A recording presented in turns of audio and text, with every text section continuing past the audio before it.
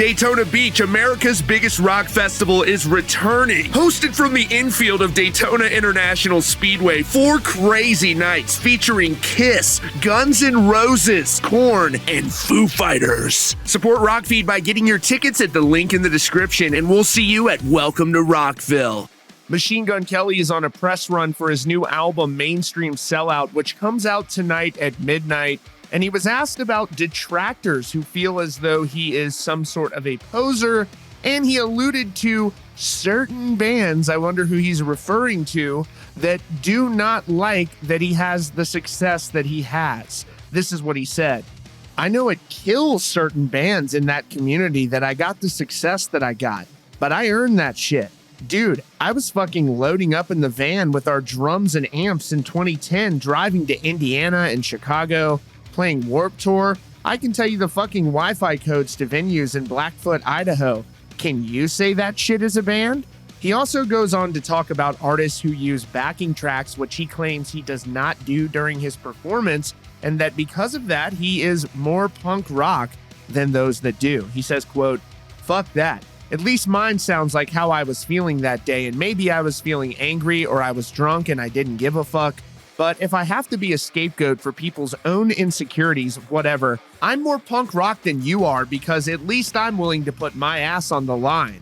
MGK, during the same interview with Billboard, also takes credit for what he says is reviving rock music. He said, quote, "It opened the lane back up for people to make money. It opened up these festivals. Rock needed a defibrillator. Who cares who gives it? Just as long as that motherfucker doesn't die." The 2010s was great for singers and rappers, and I was part of that. But I think we needed something else. We needed an instrument. Kids come up to me like, "Dude, the first time I ever saw someone play guitar in concert was at your concert, and now I take guitar lessons."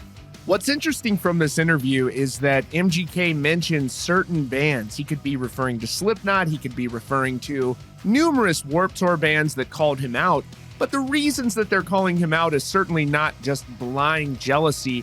He did make comments during an interview about bands on Warped Tour and their appearance and shoe selection and how he didn't feel they were real rock and roll. A lot of these bands took that as a slight because he did 1 year on Warped Tour. A lot of these bands have been grinding on Warped Tour before it became defunct and had been doing so for years. And those are very difficult, mentally and physically taxing tours to go on. A lot of bands weren't making a lot of money doing so either, and were doing this solely to kind of grow their businesses. Obviously, MGK is a very polarizing figure. There are a lot of people that don't like him, but he also is probably going to have the #1 album in the country right now, and it's going to be a rock album for the most part. That's your latest update from Rockfeed. Be sure to click the subscribe button and the notification bell so you don't miss out on future stories. Check out the recommended videos on your screen and visit rockfeed.net for more.